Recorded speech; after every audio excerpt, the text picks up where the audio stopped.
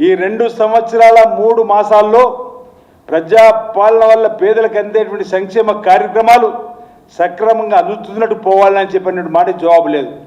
మీరే అన్నారు కదా కాంగ్రెస్ పార్టీలో ఉన్నప్పుడు, సన్న బియ్యం గేమ్ చేంజర్ లాగా పేదలకు ఉపయోగపడుతుంది, సంపన్నులు తినేటువంటి సన్న బియ్యం ఈరోజు పేదలకు అందిస్తుంది, ఇది గేమ్ చేంజర్గా పేదలకు సంబంధించిన కొత్త స్కీమ్ అని చెప్పని కాంగ్రెస్లో ఉన్నప్పుడు పోయినటువంటి మాట వాస్తవం కాదా అంటున్నాం. 10 ఏళ్లలో 10 రేషన్ కార్డులు ఇవ్వకపోతే మనం వచ్చిన తర్వాత పేదలందరికీ రేషన్ కార్డులు ఇచ్చినాం, వారికి ఇది ఐడెంటిటీ కార్డులకు ఉపయోగపడుతుందని చెప్పినటువంటి ఈరోజు అందుకు ప్రజాపాలన పోవాలని చెప్పంటున్నా. 10 ఏళ్ల పాపాల పైన మీరే మాట్లాడినరు. నేను ఒంటరిగా సాధారణ మండలిలో ఆ ప్రభుత్వాన్ని ఎదుర్కొన్న పాప పరిపాలనను, ఆ పాపాలకు సంబంధించిన అంశాలను లేవనెత్తిన చెప్పినటువంటి మీరు మరి ఇప్పుడు ప్రజాపాలన పోవాలి, ఆ పాపాల సంబంధించినటువంటి ఆ పార్టీ మళ్ళీ రావాలని చెప్పిన దానికి ఈరోజు ప్రజలకు సమాధానం చెప్పాల్సిన అవసరం ఉందన్నమాట. ఈ సందర్భంగా రైతులు రుణమాఫీ చేసిన రోజు 2 లక్షల రూపాయలు ఏకకాలంలో రుణమాఫీ చేసినందుకు ఈరోజు ప్రజాపాలన పోవాలని చెప్పి మీరే అన్నారు. ఈ ప్రభుత్వం రైతు ప్రభుత్వం అని.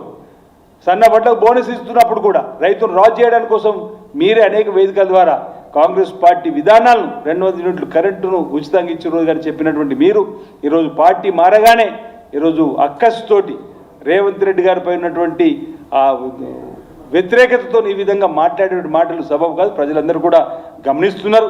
ఈరోజు ఇందిరమ్మ రాజ్యమే ఉండాలని ప్రజలు కోరుకుంటున్న సందర్భంలో రేవంత్ రెడ్డే కావాలి, రేవంత్ రెడ్డే రావాలి, మళ్ళీ ఇందిరమ్మ రాజ్యం ఉండాలని ఈరోజు తెలంగాణ ప్రజలందరూ కోరుకుంటున్న వేళ మీరొక్కరు, నేను అనుకుంటున్నా ఇంతకంటే ముందు ఈ ప్రజాపాలన పోవాలని కోరుకున్న వాళ్ళల్లో 3 ఉంటే ఆ తర్వాత 4వ వారిగా మీరు చేరారు తప్ప 4 కోట్ల ప్రజలకు సంబంధించి ఎవరు కూడా కోరుకోని మాట మళ్ళీ రావాలి ఇందిరమ్మ రాజ్యం ఈరోజు రేవంత్ రెడ్డి గారి సర్కారాన్ని కోరుకున్న సందర్భంలో ఈరోజు లెక్కలతో సహా మేము చెప్పడానికి సిద్ధంగా ఉన్నాం.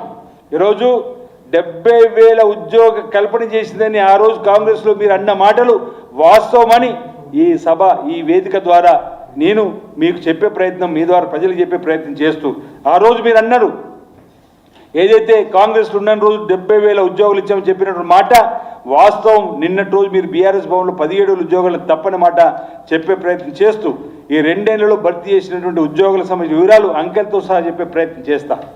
తెలంగాణ రాష్ట్ర పబ్లిక్ సర్వీస్ కమిషన్ ద్వారా 15,780 ఉద్యోగాలు ఇచ్చినాం. Telangana state police recruitment board ద్వారా 16,067 ఉద్యోగాలు ఇచ్చినాం. Medical and health recruitment board ద్వారా 8,666 ఉద్యోగాలు ఇచ్చినాం. Telangana residential educational institution recruitment board